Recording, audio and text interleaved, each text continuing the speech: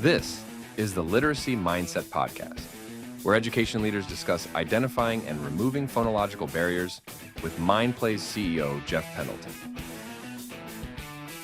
Well, welcome back, everyone, to another episode of the Literacy Mindset. Today, I have an exceptional guest, Dr. Precios Armstrong, who is the Director of Special Education from East Lansing Public Schools. Welcome to the show.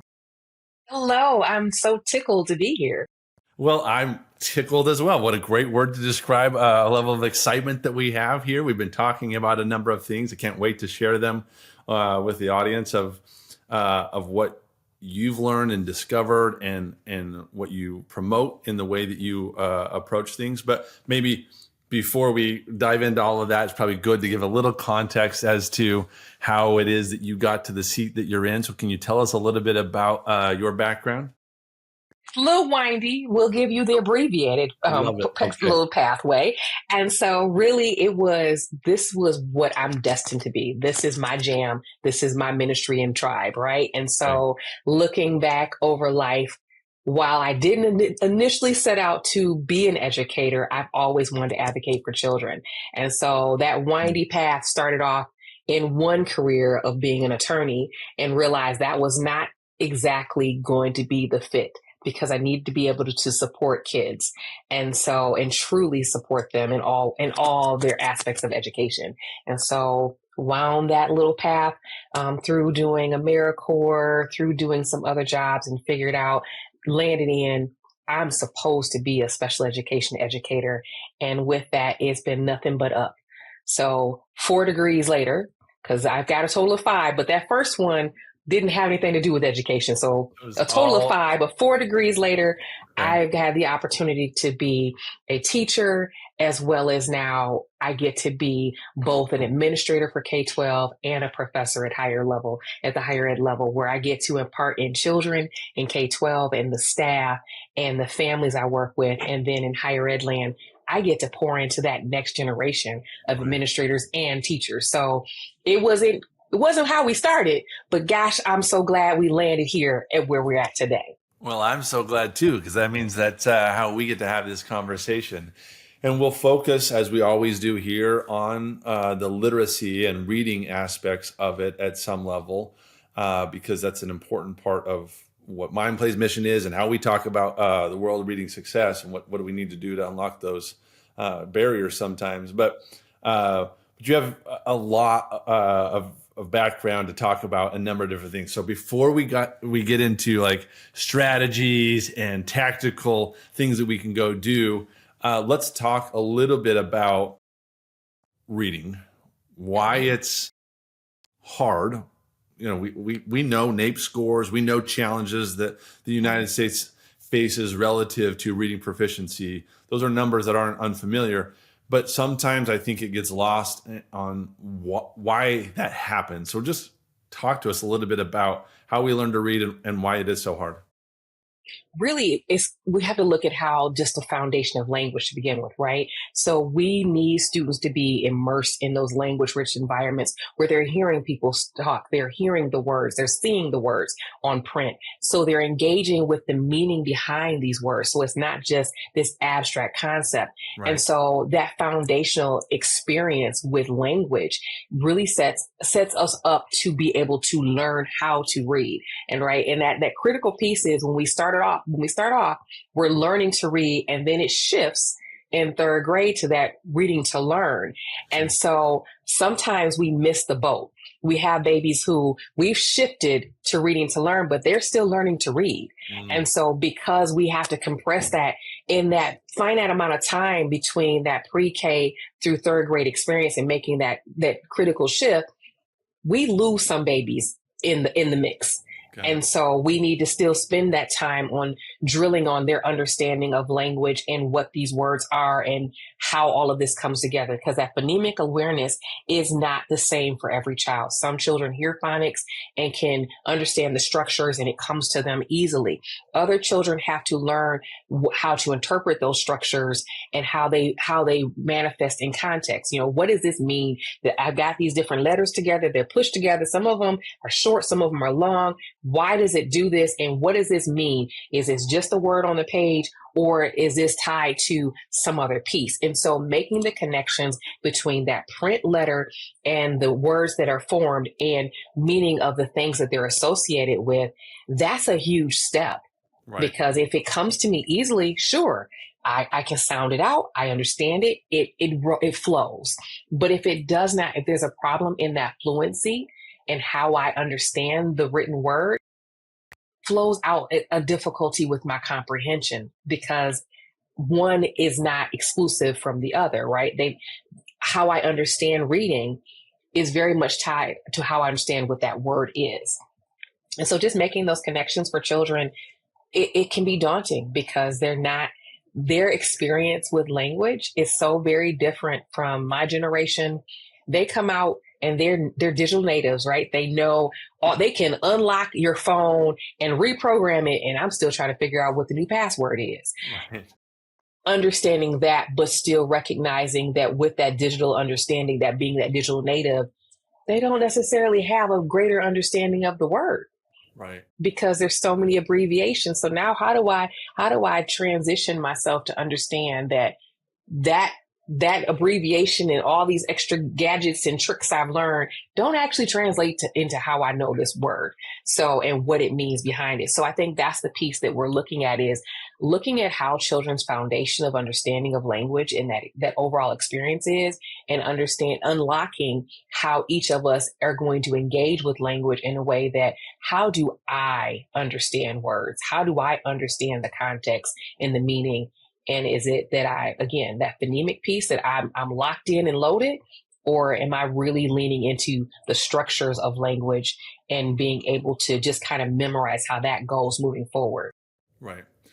And would you say that, is it fair for me to deduce the science of reading buzz and research that's out there to somewhat of a simplistic, maybe this is overly simplistic and you can let me know this, but that just being in a language-rich environment isn't sufficient at times, but there is direct instruction that kind of is required for a student to be able to better understand how to do things, that it may come naturally to some, but for most people, there's actual teaching of strategies of how you actually sound out a word.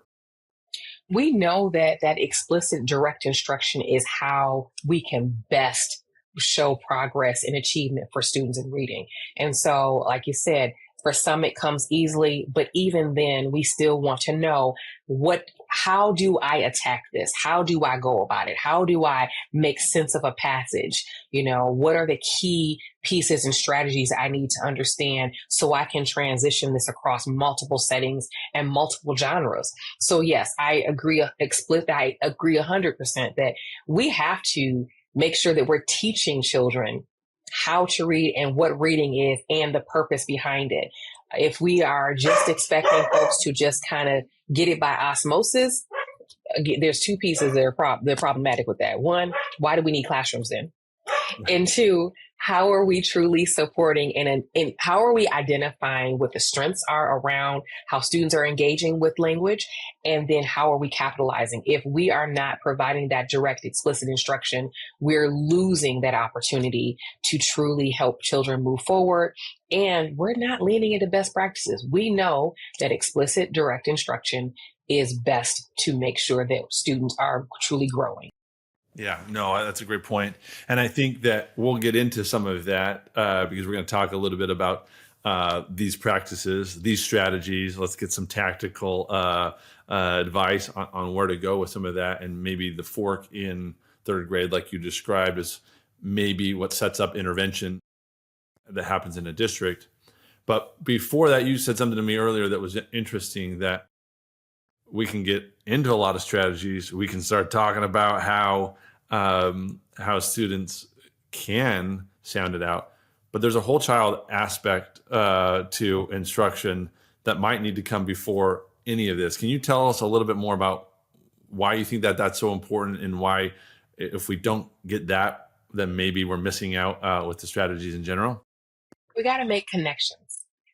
if we are going to lean into best practice, making connections is a critical part of that.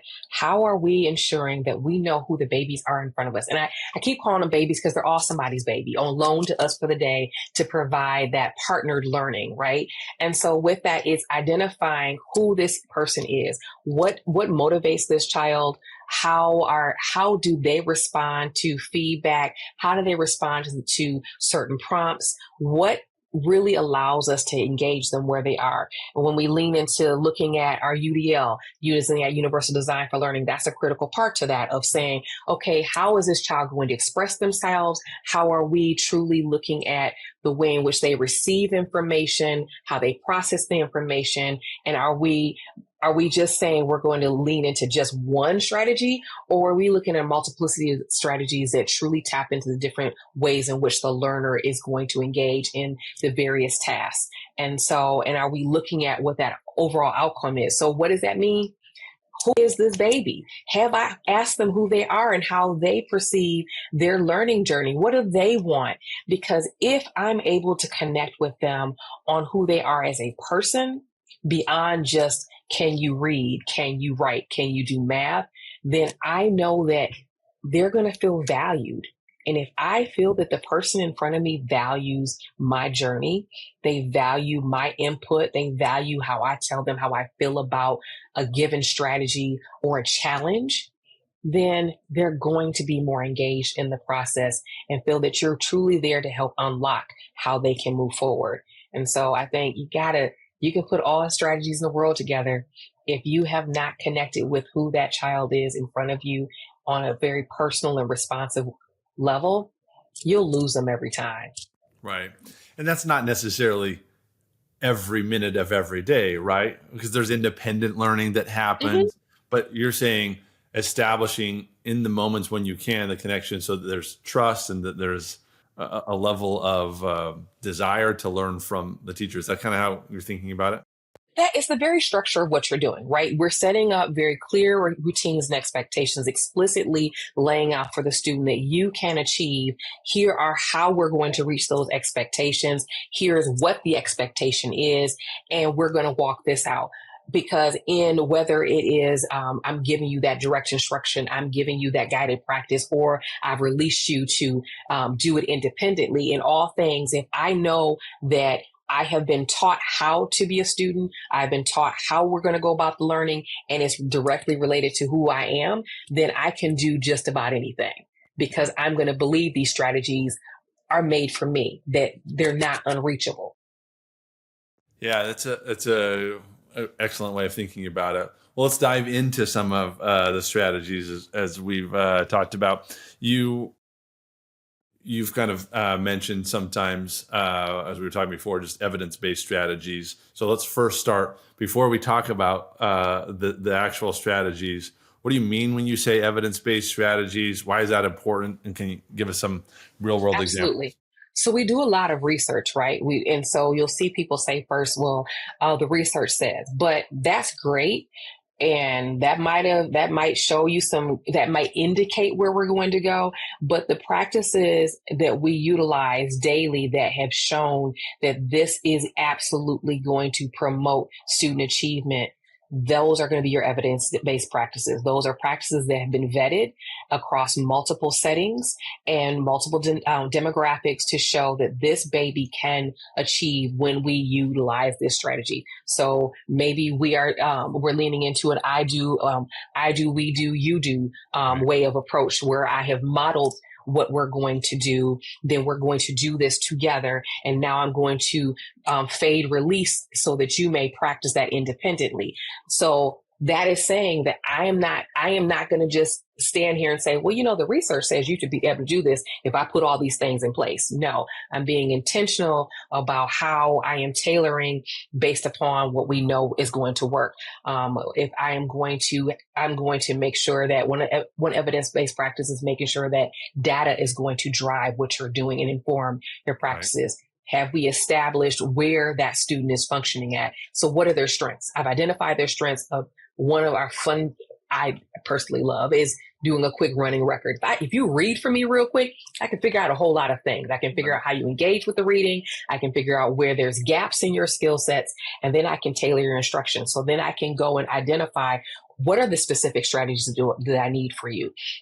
Is it that you need to have I need to pair up what you read with how you hear it. So you need an audible piece that goes with that. Do I need to create some engaging gaming type approaches so that there's levity in the learning as you're learning how to decode, as you're learning, how to deconstruct words and construct them and identify the meaning. So it's really about making sure that we're not just saying the research says, and these practices are out there kind of in this abstract space. We are truly saying we can show that these strategies have been vetted, that we have proven that they work for children, and they've worked for children in this space, that I'm working on my fluency, I'm working on my decoding, and these strategies have been proven time and time again to have a positive outcome for children.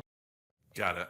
Okay, that makes sense. And when you think about sort of the grade level shift that happens around third grade, as you start to now acquire more information because of your capacity to read, let's go into a school building. We'll take the audience in with us. We're inside of a school building now. What is intervention versus core instruction look? How does it look differently, maybe in the K2 or pre-K2 grades versus the 3 through 4, 5, 6, depending on what your elementary schools look like? Can you walk us through a little bit of what that looks like? Your core instruction should really lean into your tier 1, so that you're making sure that you've got explicit instruction, clear expectations, and that you have evidence and research-based curricular tools to utilize, and that you are intentional about how you are progress monitoring and establishing benchmarks around how a student is performing. So that's all core instruction should be steeped in that. Okay. So then what we're looking at, if we're using good universal design practices where we're differentiating as we go, then everyone is going to get to some degree, they're going to get tailoring, but we have a good foundation. That is going to actually look the same throughout your elementary experience, because we have to start off at that tier 1. Now, versus tier 2, we've tweaked it a little bit. Maybe we identify I need to do some small group instruction. Maybe I need to look at how I'm kind of accommodating some assignments a little bit to tailor to where my progress monitoring and my benchmarking have shown that these children are at. But now, if I'm saying I need intervention, I've gone kind of a 2-3, because not quite, you kind of left tier 2, but not quite. Why am I talking about tiers? Because I'm really a big proponent of response to intervention model that is very much married to that MTSS, that multi-tier systems of support. Right. Why am I married to that? Because it requires that the practitioner is constantly looking at what I'm doing. Is what I'm doing evidence-based? Have I gone, I might have decided I don't know what tool to use. So I'm going to tap into my different resources and tailor it to the population that I'm servicing. And I'm looking to see, is this actually working? Am I truly looking to see every 4 to 6 weeks, where are my data points showing with regard to how I'm going about the work? I'm progress monitoring probably weekly or biweekly, but I'm making a very concerted effort to look at what my data points are showing about student growth. So I'm using that information to drive my instruction and determine, okay, this baby needs more. Right. If this baby needs more, and now we've reached the level of needing intervention, I should be able to speak to what exactly about their reading, what exactly about their core academic instruction are they stumbling, or where are the challenges? And so then I'm going to tailor that intervention, which should be a more intense form of instruction around exactly where the holes are, where are the gaps. And then I'm going to drill with the very best practices to make sure that I'm addressing what that is. Is it that there is a deficit in their decoding that's going to impact their fluency? Is there a deficit in their reading comprehension? Whereas they're able to make maybe they can retell the story, but they can't give you meaning from it. So how am I going to make sure that I'm practicing those different aspects? In drilling down, I'm tailoring my intervention. So I'm starting off with my tier one that's going to be steeped in very good best practices, those evidence-based practices around all core instruction. I'm going to use evidence about student work to drive any changes and adaptations I do, to the point that maybe we're still not seeing that growth. So now I'm going to very intentionally build out that intervention. It's got to speak to where that baby is. And I'm going to keep progress monitoring, and I'm going to ramp it up if it's not working until I can find something that works. Okay. Let's think about it now as an administrative level, right? As you think about tier 2, maybe tier 3 intervention, how do you balance the interventionist in the classroom versus maybe a digital intervention that could be supplementary to the homeroom or classroom gen ed teacher? How do you balance all of that? There's a lot of things that can be done, and that how do you approach that? What I have done with my staff in the past is really ask that they lean into what works for the babies, because one child might need more one-to-one or small group instruction, whereas another might want to have they're good in the small group and enjoy it, where I've got the interventionist that's pushed in. They may be kind of doing more of a co-teaching model, or they're doing some parallel teaching where they're taking that student off to the side, or a small group. But then I got other babies that they're like, I just really want to go and do my game. And the game is what really engages me, because that's how my little brain processes. And so from that, I'm able to hit all the same skill sets, but I need this type of break because maybe I'm overloaded. One of the things we have to be mindful of is going back to those babies, of knowing that everybody is a whole person. And if I'm speaking to the whole child and ensuring that I am responsive in how I'm working with them, I've got to be fine-tuned into where do they land. And so using that digital resource, for some babies, it unlocks everything. So now they feel better about, I had success over here. This was tailored to where I am at, where those challenges may be, as well as giving me opportunities to celebrate the things that I do really well in more of a gaming format that I can feel good and then come back and show my teacher, hey, guess what? This is what I did. I hit this milestone here. I was successful. So I'm able to passively gather the information as an instructor, and as an administrator, I'm able to see that my instructors, that my teachers are able to really differentiate on a whole other level how they're accessing student output and how we are pouring into them. So I do like the idea of being able to have those digital resources for students to glean from, because it gives them an opportunity to pace at their own in their own way, but at the same time, giving that oversight from the teachers. One of the things that has been important to me is that teachers don't just hand a student a digital resource, but you teach them how to use it, that you use it with them, that you utilize it as a space to both promote success and gather data about where that student is in their trajectory, and that you couple that to help inform the instruction that you're utilizing across the board and other human-led interventions. So I think you can hit a lot more milestones, that you can touch a lot more tables when you are open to the opportunity to how we utilize our human resources and how we utilize the digital pieces that our babies are natives with. Yeah, that's a great point. I was talking to an administrator last week, and she said, we talk about reading science a lot, but we don't oftentimes talk about implementation science. What does it take to actually implement things effectively so that we're not leaving even digital natives up to their own devices to try and figure out at times a digital intervention that might be there? And that resonated with me. Does that feel it does as well? It does. Because I think we have to be intentional, right? So first and foremost, as an administrator, I have to model that.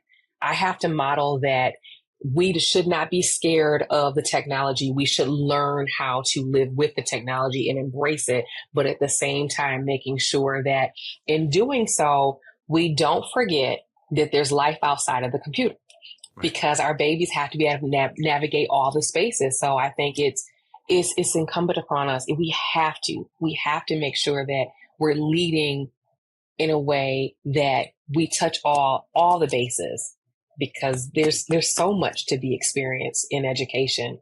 So how are we incorporating aspects of the old and the new and innovative, so that we are truly doing what's in the best interest of the babies in front of us? Right. I love that. Okay, a little bit more challenging topic here for just a second. Let's go here for a minute, and that is funding. It's a tough funding environment. Always, let's just say, education in general is always a tough funding environment, right? But it feels as though maybe we're in a bit more of an uncertain time relative to funding. So, as an administrator that is constantly trying to think about how to fund different things, how do you approach it in uncertain times? Where are the places where you've determined that you can get better scale out of things so that you can lean into something over here? I don't know. Is there anything you can offer on that front? Creativity, reimagining how we have roles and assignments that we traditionally have looked at one way. For example, if I've got a resource teacher, so a teacher that's providing resource programming, can they also provide my intervention for my babies that are tier 2, so that, we have the babies that are tapping into specially designed instruction, but we also have the babies that I have this resource teacher who they are experts in how we close the gap, how we remediate skill sets. So why am I not tapping into this individual to provide both? So I think we have to reimagine the roles. We have to also look at, when we're looking at products, can this product give me all the bang?